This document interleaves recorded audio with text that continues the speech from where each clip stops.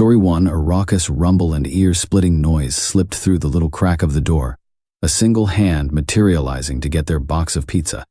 "Take this and keep the rest as tip," the hand yelled through the din. It's the hand because I hardly saw his face. Just his glorious hairy hand. Fantastic. Speeding up to my next destination in my motorcycle, I drive through a seemingly deserted road, earplugs plugged tight to my ears to beat the cold wind. Lincoln Park in full blast. Which led me to a curious thought. The sort you get when you're just about to soak into a good bath and you get that eureka moment. Unlike running out naked, here I was in 3 layers of clothing, riding my bike with a nice hot pizza in my back.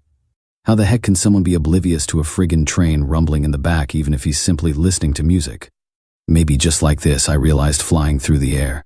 Heck, it was just a jerk from behind? I become so numb, I can't feel you there, become so tired, so much more aware my bike is floating away somewhere before it fell with a sickening crunch. I smile oddly. There goes my money. By becoming this, all I want to do is be more like me and be less like you. Less like who? I'm still falling and I hit the divider with another crunch louder than what Chester was saying to me. It's a shame he died. Damn good bloke he was. But I'll tell you what. I found the whole experience funny. It's funny I made it alive. It's funny how the man who knocked me off came running and wheezing to help me. But it's definitely not funny having a hot pizza fall square on your face. Maybe that's why I came back fighting through death to tell you this. Don't you dare friggin' drive without a helmet on. And not with blaring music plugged to your ears. And don't dare order pizza at unholy hours just because you feel it. Story 2. I was delivering a few years ago, and when my manager saw the order on the screen and I was to deliver it, she asked me if I wanted to. I was new, so I was like, yeah, whatever, because it was just another delivery to me. It was then she explained to me who the address was. They didn't know his actual name. He always just put hot guy on his orders. That should tell you enough. Anyway, whenever a person would deliver a pizza, he would offer the pizza guy a drink, ask him to stay a while and whatnot. Nobody ever took him up on that offer because, duh, that is asking for trouble. Eventually it happened enough times that they just send our more burly guys to deliver the pizza, since weirdly he never tested them. I, however, am dumb and thought, I look gross, it'll be fine, and just accepted the delivery. He tipped well anyway, apparently. I drive to the place and it's on a dirt road in a corner of nowhere with no lights. I immediately think, well, I'm dead, but still deliver the pizza because damn it, that was my job. I drive up to the house and see it is a trailer that is more cardboard than metal. All the lights were off and the other houses were dark too. I walk up to the door, and before I can knock, this dude in what can only be described as a smock opens it and says one of the creepiest things anybody has ever said to me. "Hey, you look sexy tonight, big boy," in a voice that sounded about as pleasant as a lemon juice enema. I quickly gave him his pizza and drink, and then gave him his receipt to sign, and he does. However, as he gives it back, he suddenly tries to give me one of those cutesy anime shyness looks or something and says, "Wanna come in for a drink?" And I didn't respond to him really. I just took the receipt, turned, and drove away. I told my manager I'm never going back there, even if he did give me a 100% tip. Story 3, the regular pizza place where my family orders from was undergoing a renovation, so we decided to try another one in town. I called, ordered the pie, and was told to wait. The time the guy said it would take for it to arrive goes by.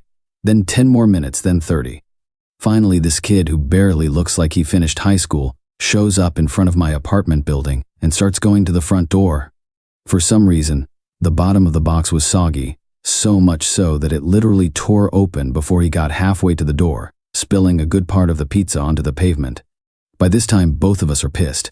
The kid is beyond annoyed rather than apologetic and is trying to force me to accept the pizza. I'm having none of it and decide to call the place to explain what happened. The guy on the other end says they'll send another over and to keep the delivered mess as an apology. 40 minutes later, the replacement finally arrives. To his credit, the delivery boy managed to bring it in one piece this time. On the other hand, that was the blandest, most god-awful pizza I've ever eaten. They either forgot or intentionally didn't put salt into the dough. They used the cheapest bologna and gummy cheese they could find, and the mushrooms were of the disgusting canned variety. That was the first and only time I ever ordered anything from that place. Story 4, a few years ago I ordered a pizza. As soon as I hang the phone up, rain started pouring down intensely. I think this was the time my apartment on a TH floor kind of flooded because of the rain, but that's another story. given that on previous occasions pizza deliveries were suspended when there was bad weather. I assumed they wouldn't send anything to my place that day, so I prepared myself something to eat and spent the evening watching TV or reading or playing video games. About 2.5 hours later, there was a knock on my door, and I opened it to a drenched guy in a hazmat-like poncho holding a pizza while saying, "I'm sorry it took so long to get here. It's raining a little bit, but don't worry, your pizza is dry. Cold, but dry. And it's free because of the delay." I told him I'd pay him anyway, and he refused to take my money, but accepted it after asking him to take it as a tip for himself. I think it's been the most expensive cold pizza I've ever bought, but he deserved it. That day, the streets were flooded and cars got stuck on tunnels, so I can only imagine what this guy went through to make the delivery story 5. I delivered for Domino's for a while in my younger years and loved driving all over the small valley I lived in. Tips were usually good and I always had cash in my pocket. One night I just returned from a delivery and my boss was in a mild panic. He breathlessly told me a customer had been waiting for his pizza from Pizza Hut for over 45 minutes, called Domino's, and was told we could beat them there. I got the address and drove to the location where I had to pass Pizza Hut, nearly a mile closer to the customer than we were.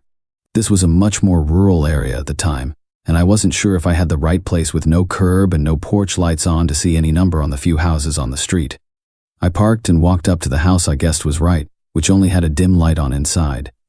It was about this time that I saw another car pull down the road, slowly passing houses and also parked. The porch was dark, and I was relieved to see the number on the house was right as I approached and knocked loudly on the door. This was about the time the Pizza Hut guy also walked up the driveway with a bewildered look on his face as he saw me at the door with a Domino's shirt, hat, and a red hot box in my hand. We both eyed each other awkwardly as we stood in silence while we could hear the customer approach the door. The customer opened the door, outlined by the light coming from deeper inside the house and highlighted by the neon street light behind us. I could tell he wasn't entirely happy, having waited for an hour now from his original call to Pizza Hut. With a look of total apathy, he inspected each of us up and down and dryly asked, "Who was here first?" Pizza Hut guy sheepishly gestures in my direction. In the same apathetic voice as before, the customer says, "Get lost," as he hands the money over to me with a nice tip and takes the pizza. He turned around and closed the door, leaving myself on the dark, empty porch and Pizza Hut guy walking down the driveway. Story 6. It was February 14th, 2001. I had taken a delivery to the seedy side of town. I got out of my car, went around to the passenger side to get the bag of pizzas out. As I was standing up, there was a flash of light behind my eyes and a ringing in my ears. For a second, my balance went wonky, and I had to put my hand on my car to keep from falling over. That's when the pain hit, and I noticed the sound of the falling glass, and realized that I'd just had a bottle smashed over my head. Now I want to tell you a little about myself back then. I was what is known as a good old boy. I grew up on a small farm. I can't count how many times I've been hurt from various acts of stupidity, negligence, or just plain accidents. Been kicked by horses, fell off buildings I'd been repairing, things like that. So, as a result, I've got a pretty decent pain threshold. "Son of a bitch," I yelled as I pushed myself up and turned around to face the guy. I guess he was expecting me to have less of a fight in me because he snatched the bag out of my hand and took off running. I thought about chasing him, but that was when I felt the wetness running down my neck and onto my back. So, I thought, fuck it, and sat down for a few minutes. One of the neighbors apparently heard the noise, looked out and saw me because she came out to ask if I was okay.